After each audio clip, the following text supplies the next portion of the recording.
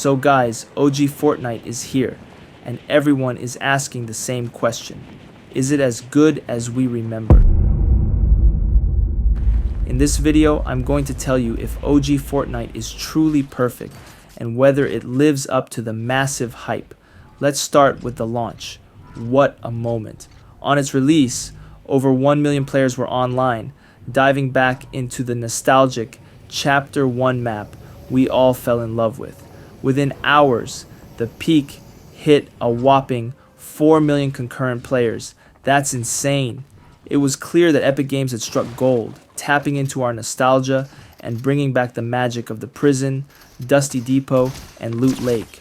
But while the initial excitement was through the roof, the first hour revealed a problem: sweaty players. For those who don't know, sweats are ultra-skilled players who build faster than you can blink and turn every fight into a high-stakes tournament. For someone like me who's been playing since day one but isn't exactly a pro, this made things complicated.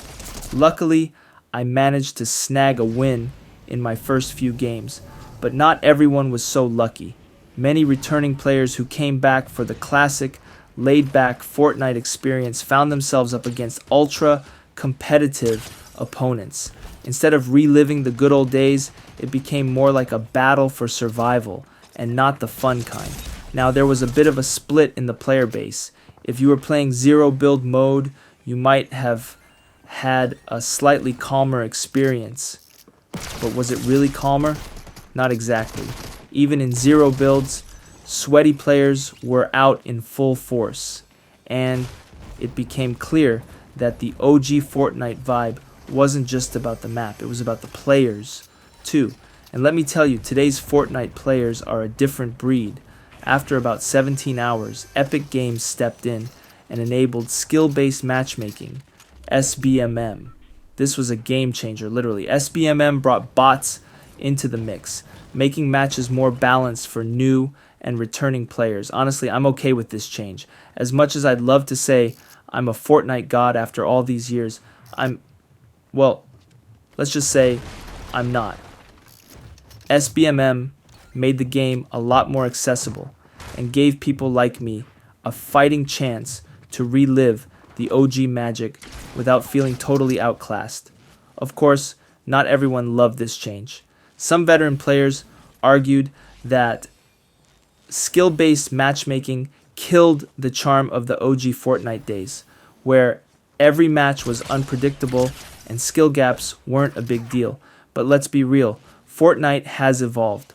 While we're all here for the nostalgia, the player base has grown and changed dramatically, so adjustments like this are probably necessary. So, what's my verdict on OG Fortnite? It's not perfect, but it's pretty darn close.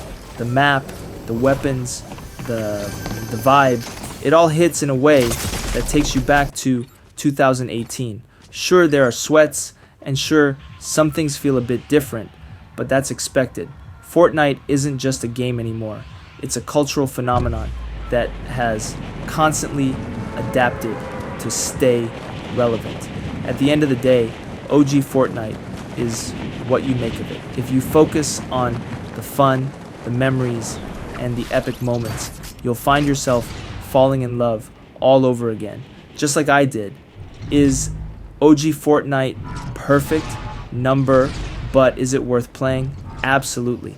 It's a beautiful blend of nostalgia and modern mechanics, and it shows just how far Fortnite has come. Sure, there are moments of frustration, but when you're standing in the middle of Tilted Towers, when it comes out, and you have a pump shotgun and a blue burst AR, you can't help but smile. So, what about you? Have you dived into OG Fortnite yet? What's your experience been like? Whether you're a day one player or a new exploring Chapter 1 for the first time, let me know in the comments. And don't forget to like, subscribe, and turn on notifications for more Fortnite updates and gameplay. So this is the end of this part of the video. Keep watching. Did you feel that way? So it's September 26th, 2017, and a game called Fortnite Battle Royale was released to the public, and people from all over the world started playing it. After the first month of its release, over 45 million people played it, and at the time, people didn't know that it was going to change the gaming world forever. So why was this game so popular back then? But for some, It feels watered down after all this time.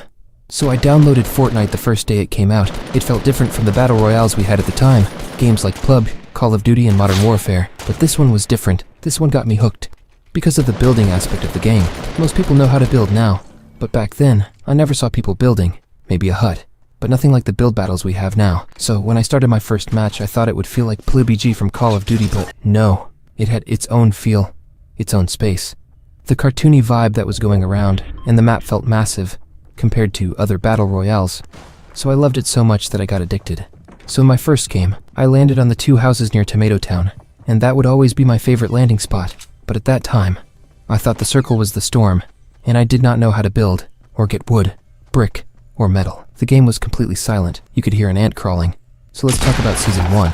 So Season 1 was the start of something great. That's when Fortnite added the item shop, and the seasonal shop, and the first holiday event. So the item shop was simpler compared to what we have today. In the year 2024, we have cars, back blings, music tracks, and even shoes. But in 2017, we had a skin and a pickaxe. And the seasonal pass was an item shop, but you had to level up to unlock the skin so you could buy it like the Renegade Raider. And during that time, a lot of content creators were playing the game on YouTube and other platforms, and people started to understand that Fortnite cared a lot about their game and the people who played it. So it's December 14th, 2017, and there was an update that changed Fortnite forever. So when I loaded up Fortnite, I saw a whole new game. There was a new lobby, new tabs, battle pass, and I clicked on the item shop, and I saw all the new Christmas skins that I never bought. But then, I clicked on the battle pass, and I saw 3 skins, and many other rewards for only 950 V-Bucks, but for some reason, I never got it, and went and clicked ready, and right away, I saw lights and the bushes and trees decorations everywhere, a snowball launcher, and this is when more and more people started playing and more streamers, and this made the Fortnite we know and love today. During this time, people weren't as competitive. Most people didn't know how to build a wall, because most people wanted to have fun with friends or watch their favorite streamers like me when I was streaming Fortnite to about 2 people. When Season 3 came out, I got the battle pass right away. So I would not forget. I was so mad I forgot to buy it. In the first few days, I got tier 100 because I bought a few tiers. Just a few, maybe like 50 or 35. You serious? But anyway, they added backblings in the battle pass. So it's June 30th, 2018.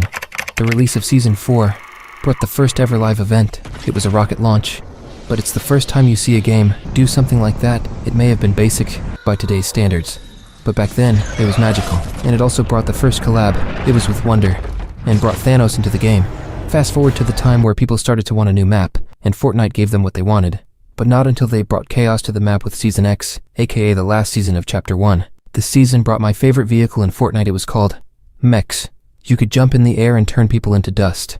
And it also brought back fan favorites with a twist like Taco Time, or the no building effect when you enter the Wild West. So after all that, everything went dark. Fortnite ended after 2 years being on that map. One event took it all away. And then, we waited, and waited, and waited, until... So Chapter 2 caused panic, because the game got less update, because of a virus. During this time, people were at home and had nothing to do. So Fortnite, Chapter 2, Season 2, was great new interest in the map, bringing Midas and Brutus, Choppas, and even Agent Peely. And since most people was at home, they had nothing to do, unless you was young and had school. But most people was playing Fortnite while doing their schoolwork. But when the storm passed, a new storm arrived, a downfall of people not playing Fortnite, since most went back to living.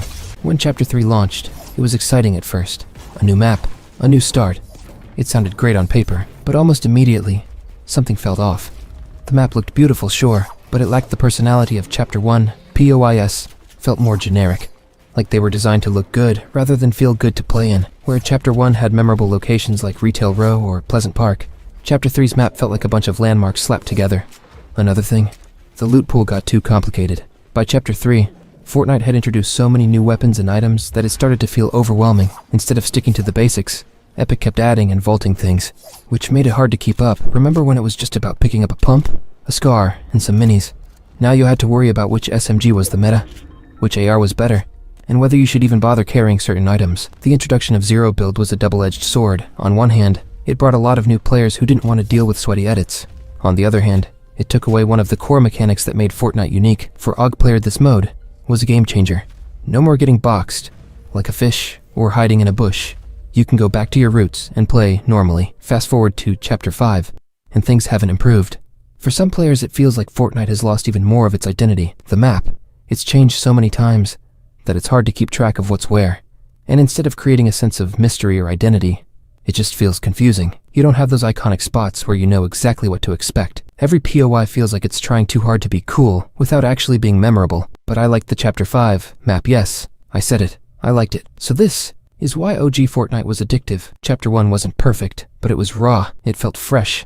Like Epic Games didn't even know they were making history. The map wasn't overly complicated. Places like Tilted Towers, Dusty Depot, and Greasy Grove were simple, but full of personality. The building mechanic was new, and nobody knew how to use it properly. Matches weren't about sweating or showing off edits. They were about exploring, surviving, and having fun. The seasonal updates were something else too. Remember the first Battle Pass? It wasn't packed with a million cosmetics, but it felt special. Skins like Black Knight and Sparkle Specialist weren't just outfits. They were badges of honor. And the live events, those were moments that felt like the whole world stopped. The rocket launch, Kevin the Cube, the butterfly rift. Every event made you feel like you were part of something bigger. But most importantly, Chapter 1 was simple. The loot pool wasn't overloaded with a million items. You had your pumps, scars, and RPGs. There weren't 15 different mechanics to remember. You landed, you looted, and you fought. It was easy to understand but hard to master, and that's what made it fun and addictive. The gameplay has also become way too sweaty. Back in Chapter 1, you could drop in with your friends, mess around, and still have a good time. Now, for most players, every match feels like a tournament. The skill gap has grown so much that casual players are either forced into zero build or pushed out of the game entirely. So, the answer is, it was the magic, the soul of the game. Chapter 1 wasn't just about the gameplay, it was about the feeling. It was about dropping into a match and not knowing what would happen. It was about the little moments, like hiding in a bush with your squad or pulling off a clutch victory. It was about the community, where every streamer and YouTuber was hyping up the game, creating memes and sharing experiences. But Epic Games has proven time and time again that they can innovate and surprise us. And with the release of Fortnite OG returning permanently, we should expect a lot of people to return.